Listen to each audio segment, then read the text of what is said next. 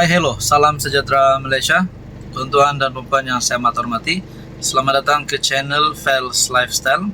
Terima kasih kerana terus setia dan terus bersama di dalam channel ini.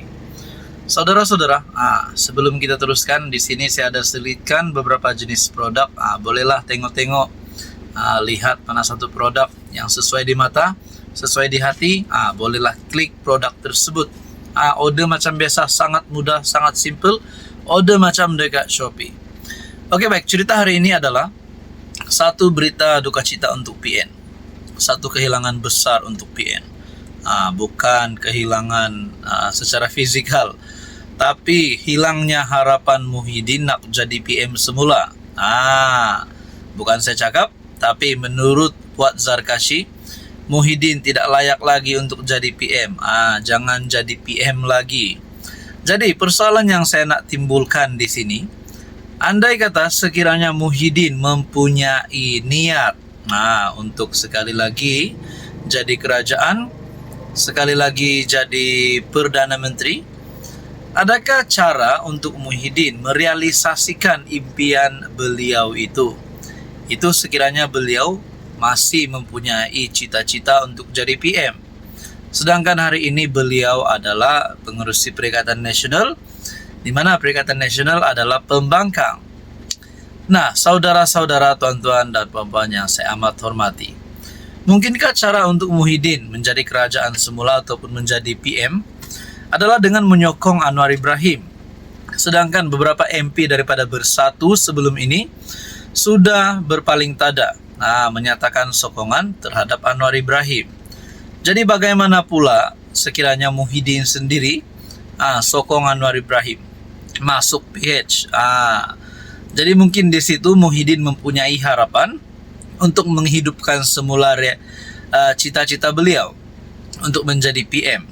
Mungkin sekaligus apabila Bersatu masuk PH, adakah UMNO pula akan menerima parti Bersatu? Ataupun mungkin UMNO yang keluar daripada kerajaan kerana tidak berpuas hati, Muhyiddin ataupun Bersatu menyokong Anwar ataupun masuk Pakatan Harapan. Nah, ini semua menjadi persoalan. Pusing menjadi persoalan yang sangat sulit. Kalau nak simple, tak payahlah masuk sana, tak payahlah lompat sana sini. Kita tunggu PRU16. Tapi bagaimana kalau PRU16 nanti Bersatu tiba-tiba umum sokong Anwar Ibrahim? Kalau nak cakap parti PAS pula, kita dapat lihat adakah PAS ini akan diterima oleh DAP yang bersama-sama dengan Anwar. Nah, saudara-saudara yang saya hormati, itulah saya nak tanya, adakah Muhyiddin memang masih mempunyai cita-cita untuk jadi PM? Mungkin PM ke-11 ataupun PM ke-12, ataupun mungkin jadi timbalan Perdana Menteri untuk Anwar Ibrahim selepas PRU16 nanti kalau Anwar menang lagi. Nah, saudara-saudara yang saya hormati, berkaitan dengan isu ini, Anda rasa adakah untuk menyelamatkan Bersatu yang kian tenggelam, yang kian lemas adalah untuk menyokong Anwar? Nah, apa komen Anda? Dan terus bersama di dalam channel ini.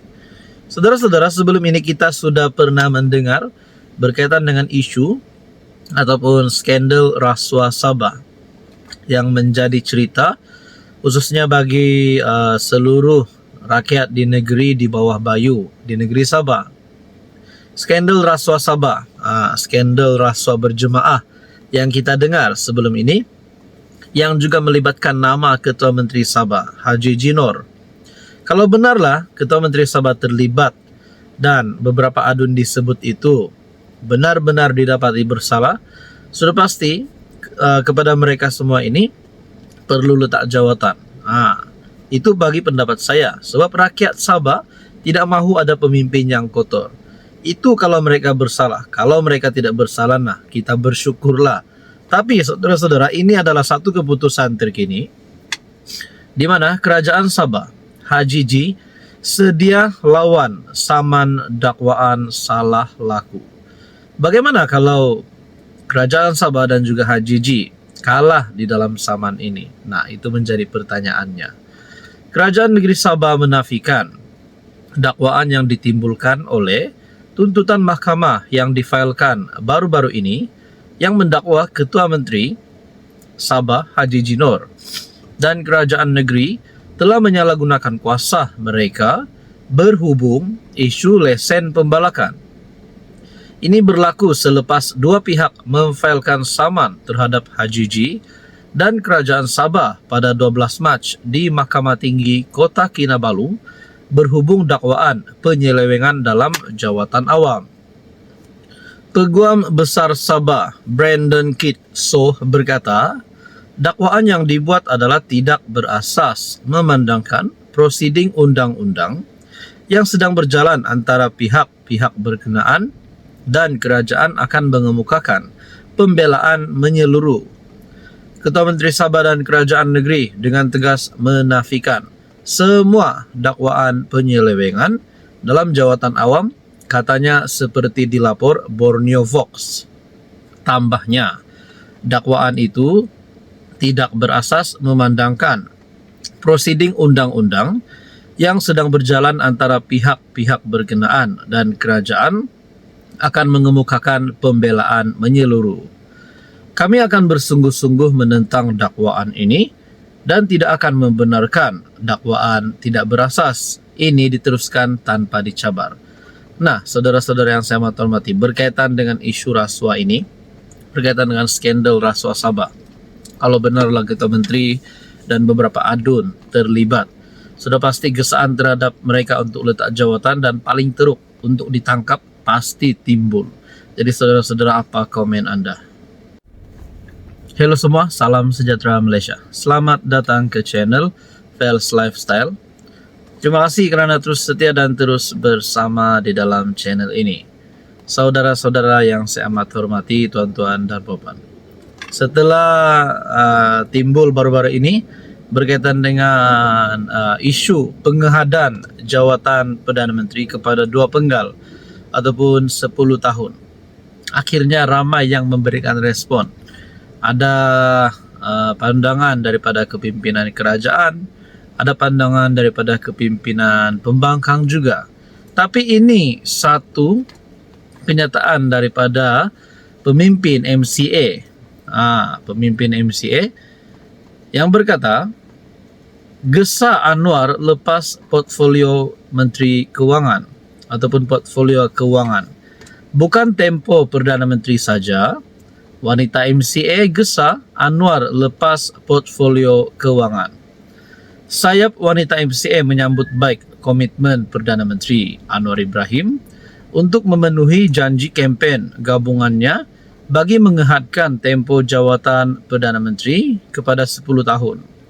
Namun, Ketua Penerangan Wanita MCA Chan Queen berpendapat Anwar seharusnya melangkah lebih jauh dengan melepaskan jawatan Menteri Kewangan yang kini turut disandangnya.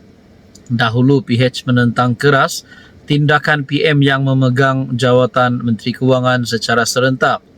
Mereka berpendapat penggabungan kedua-dua jawatan memberikan kuasa yang terlalu besar kepada satu individu dan melemahkan pemisahan antara kuasa eksekutif dan otoriti kewangan, katanya pada satu kenyataan. Chan turut menegaskan sejak pentadbiran Najib, tiada Perdana Menteri selepas itu yang memegang dua-dua jawatan tersebut secara serentak, sehingga Anwar mengambil alih pada tahun 2022. Adakah dengan ini kepimpinan daripada MCA, sebenarnya meragui potensi Anwar untuk memegang dua jawatan besar di dalam kabinet sebagai Perdana Menteri dan juga sebagai Menteri Kewangan? Adakah mereka takut ada salah laku, ataupun sebenarnya mereka ada calon daripada Barisan Nasional ataupun mungkin daripada UMNO, daripada PH, PKR? Saudara-saudara, kalau benarlah Anwar Ibrahim ini perlu lepaskan portfolio Kementerian Kewangan, agak-agak siapa yang boleh menggantikan Anwar sebagai Menteri Kewangan, dan adakah kabinet akan dirombak semula? Nah, saudara-saudara, kalau benar Anwar lepas jawatan Menteri Kewangan, portfolio Kewangan, Anda boleh komen siapa yang layak untuk gantikan Anwar. Atau sebenarnya setakat ini memang tiada yang layak? Nah, saudara-saudara, apa komen Anda?